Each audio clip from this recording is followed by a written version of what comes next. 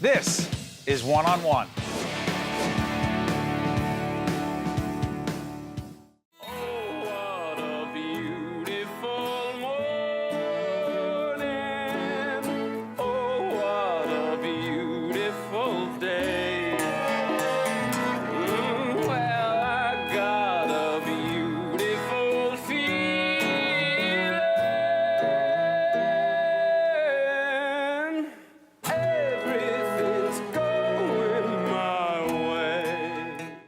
That's a different Oklahoma, 76 years young that it is, and that is Eva Price, Tony Award-winning producer of Oklahoma over at Circle in the Square Theater on 50th and Broadway. How you doing? I'm great.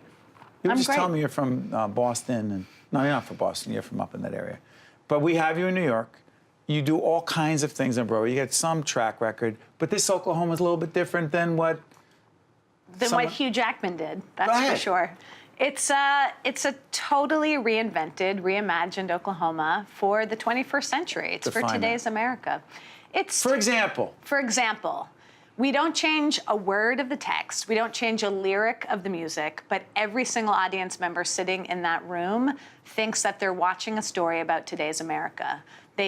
The questions about what it means to be in a community, the questions of what we do in a community when there is an outsider that we circle our wagons against, how we think about and react to gun violence in a gun-toting country. These were all things that were very present in 1906 when Oklahoma was about to become a state, which is when our show takes place. They were present in 1943 when the musical was written, and they're still really present today. You political? A bit. A bit. I have progressive and liberal leanings, but our show isn't. Our show is really nonpartisan. Make that clear, because I imagine there's some folks who say, nah, I'm not buying it, just based on what you said. Sure, because all we're doing in the show is revealing the text that was written in 1943, which is a tribute to America. That's what it is. Right. It's a tribute to when a group of people are about to transition into something bigger than themselves, and in our case, it was about a territory becoming a state. That's not political, that's personal, that's historical, that's human. For some folks who don't understand what a producer is as opposed to an artistic director or director, difference is? I like to think of it as everything that happens outside the doors of the theater is my job. So from the experience of someone buying a ticket, to the newspaper story, to the poster on the door of the theater, to how we strategize and market the show, to how we cast it. It's a little bit like being a CEO of a company. That's what a producer is. You sort of worry about the business, but you also worry about the global strategic umbrella things. And it's 24/7. Angels in America. Yeah. It's yours. I was one of the co-producers of that show. It was a beautiful, touching, really relevant show. Again, a show that was written 25 years previously and yet felt like it could have been written yesterday when it premiered last year. Why'd you remake it? Why not? You know, the National Theatre had developed it and produced it out in London, and the lead producers, Jordan Roth and Tim Levy, were bringing it to Broadway, and to be a part of it, to be a part of revealing that story in last year, so it was 2018, felt like a gift. Dear Evan Hansen, oh, is that something that was popular? I'm joking. Want to go to a clip? Let's go to a clip and we'll come back and talk about it.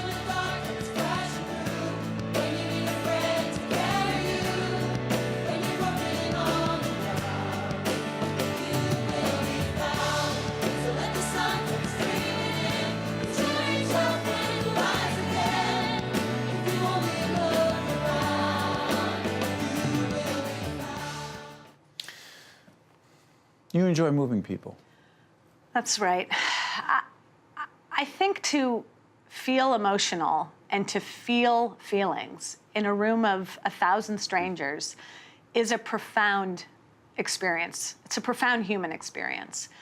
And to be in the audience of Dear Evan Hansen, where I've now seen it dozens upon dozens of times, and yet I still cry, I still feel, I'm still moved. I face the world in a brighter, bigger, more profound way. I want every audience person, every person experiencing theater to feel that. And I want to be backing shows that do that. You know, speaking of moving people, and their emotions. Given the fact that you don't clearly rest on any laurel, Jagged Little Pill, Yeah. Alanis Morissette. Yeah. What's that, coming to Broadway? It's coming to Broadway. Yeah, November 3rd, first preview, opening night December 5th. Wow. It's really exciting. It is a really extraordinary story. It's written by Diablo Cody, who wrote Juno and Tully from last year. It's all the music written by Alanis from her 1995 multi-Grammy-winning album, directed by Diane Paulus, who is a genius contemporary director. Orchestrations by Tom Kitt, choreography by Sidi Larbi Cherukwai. It's a dream team of creative and artistic minds that are brilliant and profound and frankly life-changing. And I've learned so much as an artist and as a person being in the room with these people. And at our out-of-town tryout in Boston last summer, I got to watch how our show affected people. And How? our show is about serious issues taking place today in America. It was completely written after the 2016 election. So everything has a very grounded, urgent, visceral reaction to it in the book. And we played for the 10 weeks and the variety of people, and, you know, blue state, red state, young, old. But it was about being a member of a family and about what a parent goes through and what a child goes through when difficult truths are revealed in that family. Wow. And that's everybody. That's not red or blue. A minute left. When you were a kid, Yeah. were you this deep? No. I don't know why I was thinking that. I go, this is such a thoughtful person. Did you party pretty good? No, but I talked a lot, and I imagined a lot, and I kept myself busy, and I had a lot of fun, and I loved to be active and with people. I had a really hard time sitting still and being alone, and that sort of changed as I aged. I realized that there's a simplicity and a quiet in life that is pretty brilliant and is the type of planet I want to be on, where things can be simple and quiet and deep. I'm curious as to when things are that quiet for you, because you're doing so many great Around things. 4 in the morning. Oh, I was just going to say. Are you one of those sleep is overrated people? No, I truly believe in sleep. Okay, 7 just to want 8. to make sure. Yeah, me too. I just fail at it. So Eva Price is a Tony Award-winning producer of Oklahoma and so many other wonderful plays. 8 nominations, 8 Tony nominations? Yeah, Oh my yeah. For a revival. That doesn't happen, Steve. Check it out, Circle in the Square Theater, 50th and Broadway. And I want to thank you for joining us. Catch you next time on One-on-One. One-on-One with Steve Adubato has been a production of the Caucus Educational Corporation, celebrating over 30 years of broadcast excellence. This special edition of One-on-One with Steve Adubato is brought to you from the Tisch WNET studios at Lincoln Center.